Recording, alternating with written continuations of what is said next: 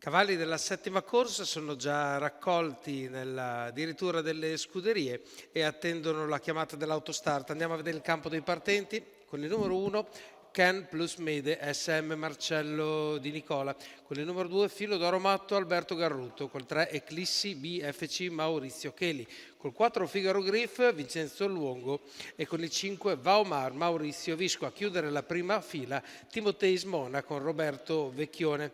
In seconda fila il numero 7 è Back on Top con Giuseppe De Filippi, scolotto Carol Ramaggi con Manuel Pistone, 9 Faia US, Andrea Farolfi, il 10 Fantaspritz con Antonio Di Nardo, l'11 Casanova Adri Albergioni e col 12 Zemellino con Vincenzo Torrente. 4 cavalli sferrati agli anteriori, Figaro Griff, Vaomar, Carol Ramage e Fantaspritz. Completamente sferrato corre Zemellino con il numero 12. La macchina ha acceso le luci, si parte, si formano gli allineamenti della prima e della seconda fila, entrambe complete con 6 soggetti. E guardiamo che le quote del totalizzatore che indicano come favorito al momento Figaro Griff, in questo momento più o meno alla pari, e come alternative più o meno credibili abbiamo il 2 Filo d'Oro Matto, Eclissi BFC e anche Back on Top con il numero 7 oltre a Fantaspritz. La macchina sta prendendo velocità, siamo addirittura davanti alle tribune ed è velocissimo come ci si aspettava. Figaro Griff che prende immediatamente possesso della leadership della corsa, prova ad andare secondo la corda Vaomar, operazione che riesce più o meno al millimetro, no, invece arriva l'anticipo di Ken plus Mede SM che si mette in seconda posizione lasciando all'esterno Vaomar.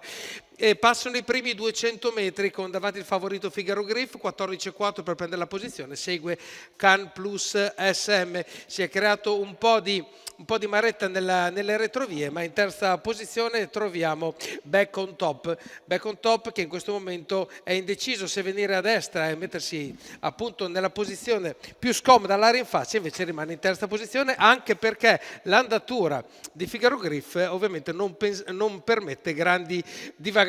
Quindi siamo ai 600 metri percorsi in 44,4, in rallentamento 15,4 per la curva, ma comunque il rallentamento anche no, perché comunque Figaro Griff continua a mantenere la sua bella andatura. Ken plus Mede SM, poi abbiamo Back on Top in quarta posizione Eclissi BFC e arriva Fantaspritz con il numero 10 che all'ingresso della curva 58,8 per quello che riguarda gli 800 metri. Fantaspritz prova a proiettarsi nelle prime posizioni, ma è difficile perché l'andatura è davvero tanto svelta e arriviamo al chilometro in 1:13,7, non accenna a rallentare Figaro Griff e Vincenzo Luongo, diventa difficile per tutti gli altri, sembra un po' in difficoltà Can plus Mede SM. Back on Top gli si mette a destra, prova a risalire anche Eclissi BFC, un po' più lontano è Fantaspritz, sempre salido al comando Figaro Griff, 14,1 addirittura per la retta delle scuderie. Entriamo nella curva, si avvicina sempre di più Back on Top e incomincia a diventare minaccioso,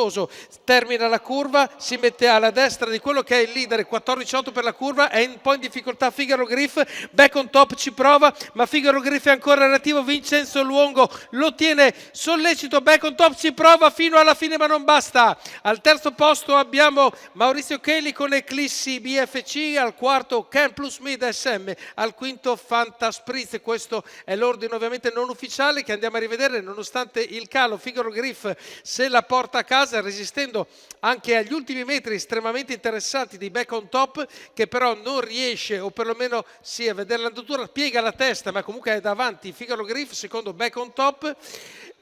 E al terzo posto vediamo comparire il 3 di Eclissi BFC, quarto come dicevo Can plus Mede SM e poi abbiamo Fantaspritz. Quindi vince Figaro Griff, Vincenzo Luongo per Gennaro Casillo, la proprietà di Stefano Bondi, per questo maschio baio di 5 anni di Charlie de Noyer e Perth Nerb Griff.